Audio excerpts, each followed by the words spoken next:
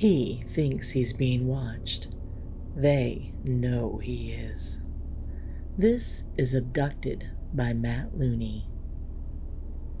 Billy Cormac awoke and sat up, breathing heavily. He thought for the briefest of moments that he was just waking from a nightmare, until he felt pine needles jabbing his back. As a general fact, his bed was not outside. He looked around and realized he was in an unremarkable patch of woods.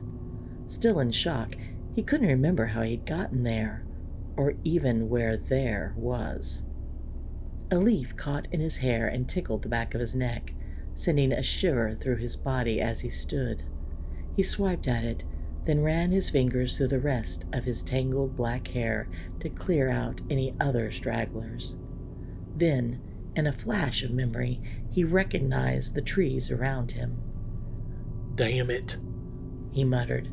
This made the fourth time in 18 months that Billy had woken up in this exact spot, with no clue how he got there.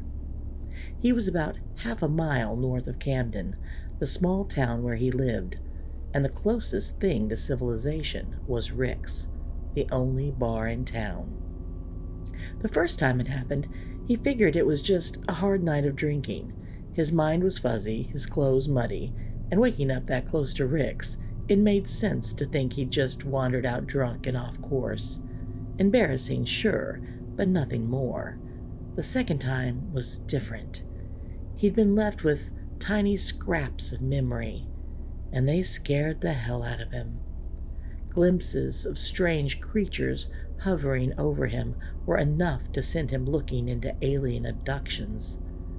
After the third time, waking up in the woods, Billy started digging. He searched for anyone with similar stories, but nobody seemed credible enough to trust. There were old tales about locals going missing for days, but none of those folks lived around Camden anymore. He buried himself in every book the Camden Library had on the subject, then drove 40 miles north to Winchester to check out anything new. That's when he read something that stuck with him. People who claimed to be abducted often discovered strange implants in their bodies, most likely from experiments while on the alien spacecraft.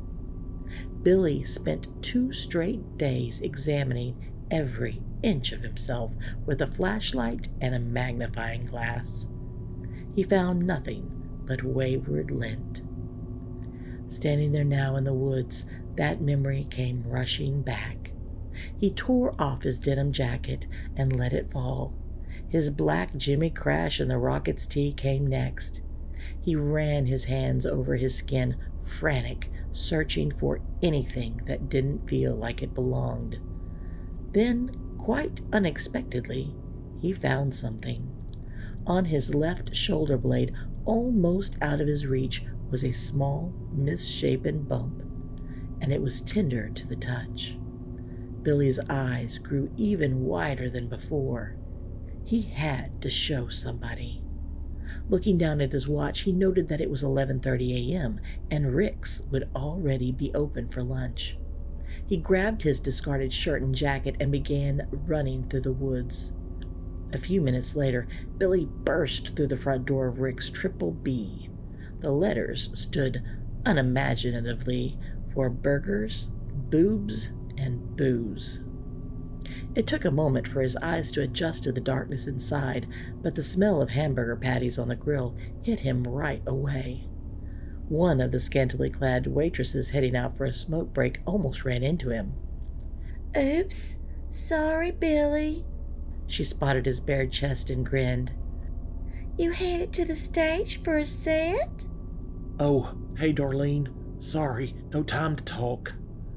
When his eyes finished adjusting, he saw 2 men sitting at the bar and Rick behind it, flipping burgers. Billy ran straight for him. "It happened again, Rick." Rick, not having heard him come in, jerked at the sound of his voice and accidentally dropped the hamburger patty that he had been transferring from the grill to the bun. "Shit," he barked, letting out a deep sigh and turning toward Billy. "Damn it, boy. You trying to give me a heart attack? Billy held up both of his hands, one of which was holding his shirt and jacket apologetically. Sorry. He looked at the menu board on the wall behind the bar that changed daily. It read Monday. He'd been gone for 2 days. Rick turned to one of the men sitting at the bar. Sorry there, pal. It's going to be another minute or two on your burger.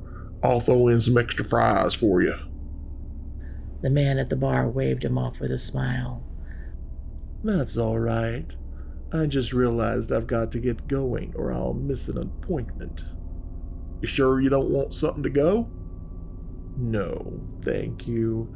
I'll just pay for the drinks. He pulled out a tin from his jacket and laid it on the counter.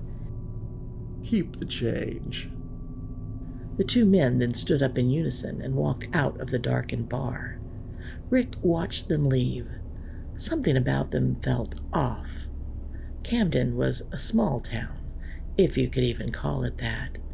And the 2 guys in dark suits coming here for lunch they didn't even eat was weird enough. But something else about them made the hair on his neck rise.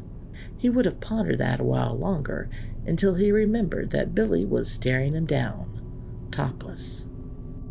Now what's up with you, you loon? No shoes, no shirt, no service, no matter how close me and your mom was.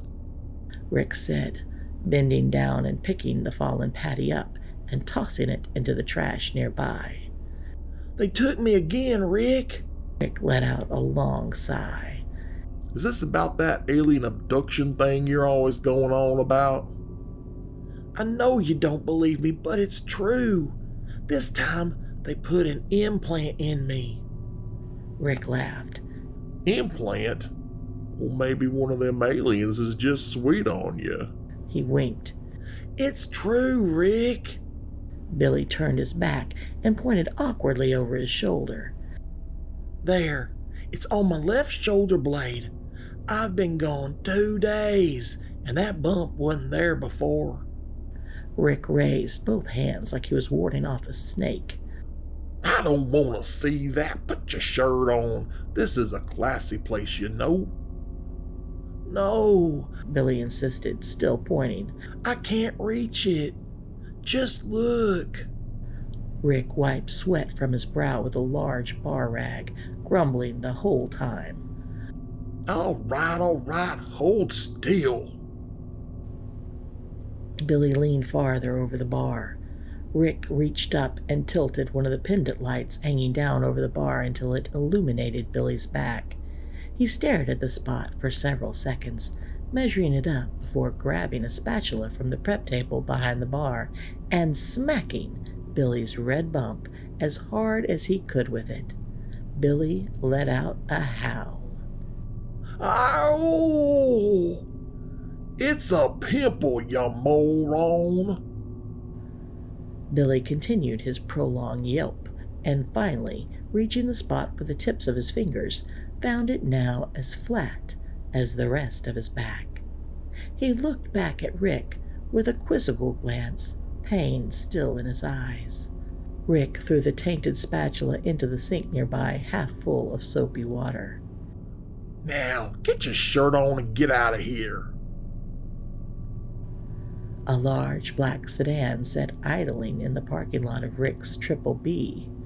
Inside, the 2 men who had just left the restaurant watched as Billy Cormac pushed the open door.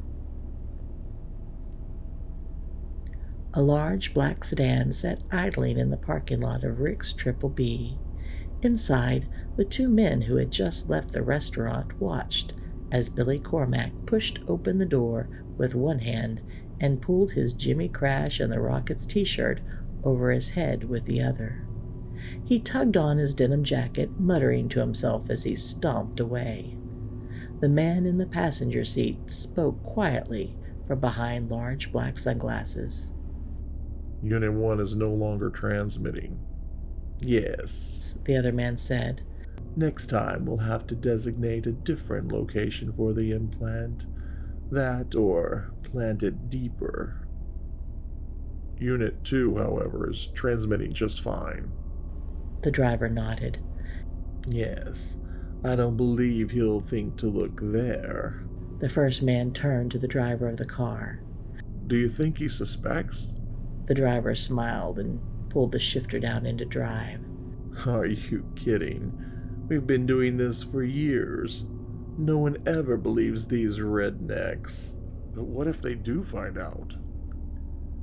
If you're that worried about it, come up with another way to do highly illegal human testing without the public finding out. The passenger sighed. I guess you're right.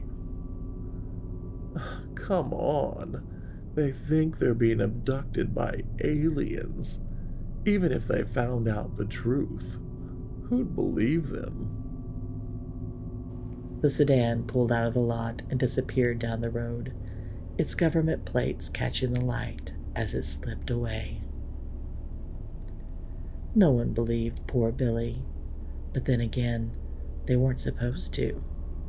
Tell me, do you think they'd listen to you?